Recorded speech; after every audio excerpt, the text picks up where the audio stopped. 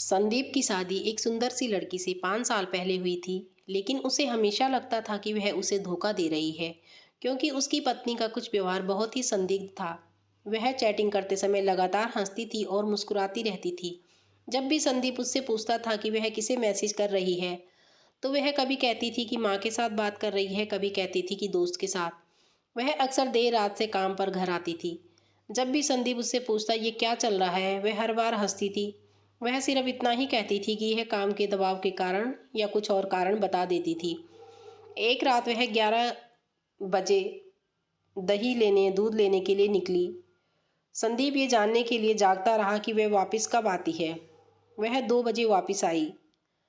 अब बस इससे ज़्यादा संदीप नहीं बर्दाश्त कर सकता था और उसने कुछ सबूत हासिल करने के लिए एक निजी डिटेक्टिव को काम पर रखा है। संदीप अच्छी तरह से जानता था कि बिना किसी सबूत के तलाक के लिए फाइल आगे बढ़ाना मूर्खतापूर्ण होगा। जासूस ने अपना काम बखूबी से किया और कुछ ही दिनों में उसने संदीप को सबूत दिए कि उसकी पत्नी अपने एक दोस्त के साथ उसे धोखा दे रही है। संदीप उसे तलाक देने के लिए तैयार था, लेकिन उसने सही समय आने का और उस पर अन्याय का बदला लेने का इंतज़ार किया। उसकी पत्नी का जन्मदिन कुछ ही हफ्तों में था। संदीप ने उससे पूछा कि वह अपने जन्मदिन पर क्या चाहती है। उसने संदीप से कहा कि वह अपने जन्मदिन पर काम करने में व्यस्त होगी। उसने संदीप से अपने दोस्तों के साथ छुट्टी पर जाने के लिए कहा, क्योंकि वह उस सप्ताह के दौरान बहुत व्यस्त होगी। संदीप को पता था कि वास्तव में वह क्या कर रही थी। जैसे ही सप्ताह आया, संदीप एक दोस्त के घर गया और उसने अपनी पत्नी से कहा कि वे अपने दोस्तों के साथ टूर पर गया है। संदीप ने वहां से अपनी पत्नी की माँ और बहन, पिता और कुछ दोस्तों को बुलाया। उसने उनसे कहा कि वह जन्मदिन पर उसे एक बड़ा सरप्राइज़ देना चाहता है। संदीप ने उनसे ये भी कहा कि हम उसे सरप्राइज़ देने के लिए उसके कमरे में घुसेंगे। सुबह का समय था। घड़ी का समय 7:15 था।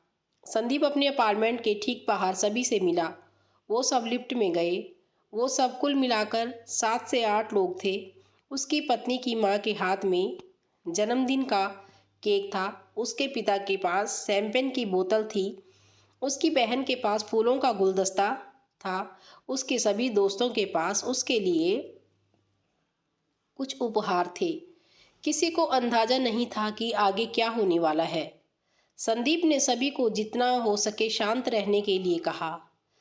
संदीप ने दूसरी चाबी से अपार्टमेंट का दरवाज़ा खोला जो उसके पास थी। वो सभी संदीप की पत्नी को सरप्राइज़ देने के लिए बेडरूम में घुसे और वह दूसरे आदमी के साथ चैन से सो रही